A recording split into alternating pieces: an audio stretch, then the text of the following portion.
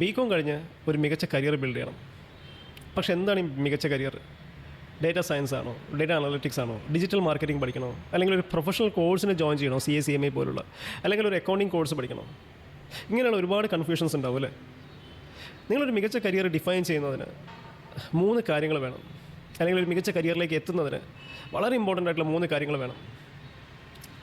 അതിനു മുമ്പ് ഈ മികച്ച കരിയറിലേക്ക് എത്താതെ പോകുന്ന 2-3 സെനാരിയോസ് ഉണ്ട്.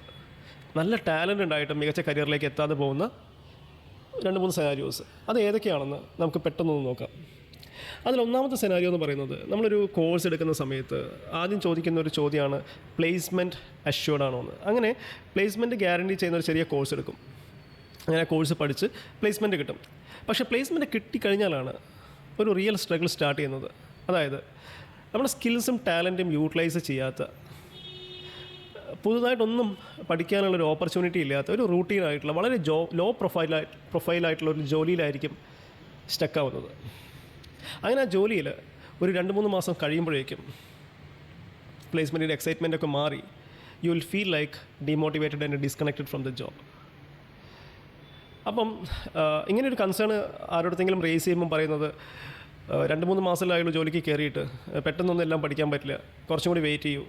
അല്ലെങ്കിൽ നമ്മുടെ മനസ്സിൽ തന്നെ ഒരു സംശയം ഉണ്ടാവും. ഇപ്പം 3 മാസം കഴിഞ്ഞിട്ട് ഞാനിപ്പോൾ വേറൊരു ജോലിയിലേക്ക് നോക്കുന്ന സമയത്ത് അവിടുത്തെ HR എന്നോട് ചോദിക്കും, എന്തുകൊണ്ട് ഇത്രയും പെട്ടെന്ന് റിസൈൻ ചെയ്തു? അത് ഒരു ജോബ് സ്റ്റെബിലിറ്റി എന്നുള്ള ഒരു ക്വസ്റ്റ്യൻ വരില്ലേ? അങ്ങനെയുള്ളൊരു കൺഫ്യൂഷനൊക്കെ വന്നിട്ട് ഓക്കെ എന്തായാലും കുറച്ചുകൂടി ഈ ജോലിയിൽ കണ്ടിന്യൂ ചെയ്യാമെന്ന് വിചാരിക്കും. അങ്ങനെ സംഭവിക്കുമ്പോൾ അടുത്തൊരു കുറച്ച് മാസങ്ങൾ കൂടി ആ ജോലിയിലേക്ക് സ്പെൻഡ് ചെയ്യുന്ന സമയത്ത്, അല്ലെങ്കിൽ ആ ജോലിയിൽ കണ്ടിന്യൂ ചെയ്യുന്ന സമയത്ത് സംഭവിക്കുന്നത് സ്ലോലി ഒരു കംഫർട്ട് സോണിലോട്ട് മൂവ് ചെയ്യുക എന്നുള്ളതാണ്. പിന്നെ നമുക്ക് അവിടെ കംഫർട്ടബിൾ ആയിട്ടുള്ള ഒരു എൻവയോൺമെൻറ്റ് ഓൾറെഡി ക്രിയേറ്റ് ചെയ്തിട്ടുണ്ടാവും. അങ്ങനെ ആ ജോലിയിൽ കുറച്ച് കാലം സ്റ്റക്കാവുന്ന സമയത്ത് സംഭവിക്കുന്നത് നിങ്ങളുടെ പ്രൊഫൈലിൻ്റെ വാല്യൂ നഷ്ടപ്പെടും. നിങ്ങളുടെ എക്സ്പീരിയൻസിന് ഒരു വാല്യൂ ഉണ്ടാവില്ല.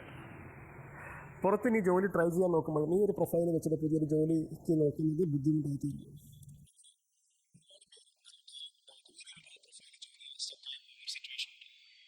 രണ്ടാമത്തെ സിനാരിയോ എന്ന് പറയുന്നത്, ഒരു കോഴ്സ് എടുക്കുന്ന സമയത്ത് ഈ കോഴ്സ് പഠിച്ചു കഴിഞ്ഞാൽ ഇത്ര ലക്ഷം സാലറി, അല്ലെങ്കിൽ ഇത്രയും വലിയൊരു സാലറി കിട്ടുന്ന ഒരു കോഴ്സാണെന്നൊക്കെ പറയുന്ന സമയത്ത് നമ്മൾ ആ ഒരു കോഴ്സിൻ്റെ സാലറി പാർട്ട് മാത്രം കണ്ടിട്ട് അതിന് ആ ഒരു പെർസ്പെക്റ്റീവിലും മാത്രം നോക്കിയിട്ട് ഒരു കോഴ്സിന് ജോയിൻ ചെയ്യും. ആ കോഴ്സിന് ജോയിൻ ചെയ്തിട്ടാണ് മനസ്സിലാവുന്നത് ഈ കോഴ്സ് ഒരിക്കലും നമ്മളൊരു എക്സൈറ്റ് ചെയ്യുന്ന കോഴ്സ് അല്ല എന്ന്. അങ്ങനെ നിങ്ങൾ എക്സൈറ്റ് ചെയ്യിക്കാത്ത ഒരു കോഴ്സിൽ നിങ്ങൾ ജോയിൻ ചെയ്യുമ്പോൾ 2 കാര്യങ്ങളാണ് സംഭവിക്കുന്നത്.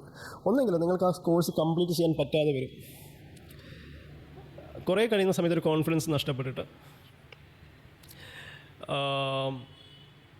നിങ്ങൾ കോഴ്സ് കംപ്ലീറ്റ് ചെയ്യാൻ പറ്റാതെ വരുന്ന സമയത്ത് ഒരു ജോബ് പ്രഷർ സ്റ്റാർട്ട് ചെയ്യും, ഫിനാൻഷ്യൽ പ്രഷർ സ്റ്റാർട്ട് ചെയ്യാം. അങ്ങനെ വരുന്ന സമയത്ത് എന്താ സംഭവിക്കുക? വീണ്ടും ഒരു ലോ പ്രൊഫൈൽ ജോലിയിലോട്ട്, കിട്ടുന്നൊരു ലോ പ്രൊഫൈൽ ജോലിയിലേക്ക് ജോയിൻ ചെയ്യാൻ വേണ്ടിയിട്ട് നിങ്ങൾ ഫോഴ്സ്ഡ് ആവും. അവിടെയും ഈ പറഞ്ഞതുപോലെ ഒരു ലോ പ്രൊഫൈൽ ജോലിയിൽ ജോയിൻ ചെയ്ത് കഴിഞ്ഞാൽ അവസാനം എത്തുന്ന ആ ഒരു എൻഡ് പോയിൻ്റ് നിങ്ങൾക്കറിയാം. ഇനി നമ്മൾ ആ കോഴ്സ് കംപ്ലീറ്റ് ചെയ്തെന്ന് വയ്ക്കുക. ഒരു കാര്യം മനസ്സിലാക്കേണ്ടത്, നിങ്ങൾ എക്സൈറ്റ് ചെയ്യിക്കാത്തൊരു കോഴ്സ് ക്രിയേറ്റ് ചെയ്യുന്ന ഒരു ജോലിക്കും നിങ്ങൾ ഒരിക്കലും എക്സൈറ്റ് ചെയ്യിക്കാൻ പറ്റില്ല. ഇനി ഈ കോഴ്സ് കഴിഞ്ഞിട്ടൊരു ജോലി കിട്ടിയാൽ എൻ്റെ ഈ പ്രശ്നങ്ങളൊക്കെ തീരുമെന്ന് വിചാരിച്ചാൽ, ഒരു മികച്ച പ്രൊഫഷണൽ കോഴ്സ് ആണെങ്കിൽ നിങ്ങളത് കണ്ടിന്യൂ ആയിട്ട് പഠിച്ചുകൊണ്ടേയിരിക്കണം. അതിൽ മാറി വരുന്ന പോളിസീസ്, ഗൈഡ് ലൈൻസ്, റൂൾസ്, അല്ലെങ്കിൽ പുതിയ സിസ്റ്റംസ്, ഈ കാര്യങ്ങളിലൊക്കെ അപ് ടു ഡേറ്റ് ആയിട്ട് ഇരിക്കണം ഒരു മികച്ച കരിയർ ബിൽഡ് ചെയ്യണമെങ്കിൽ. അപ്പോൾ അങ്ങനെ എക്സൈറ്റ് ചെയ്യാത്തൊരു ജോലിയിൽ നമ്മൾ സ്റ്റക്കാവുന്ന സമയത്ത് it's going to become a huge pain to manage. അപ്പം ഇങ്ങനെയുള്ള ഈ സെനാരിയോസ്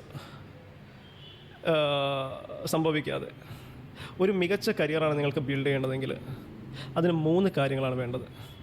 ആ 3 കാര്യങ്ങളാണ് നമ്മൾ നെക്സ്റ്റ് ഇവിടെ പറയാൻ പോകുന്നത്.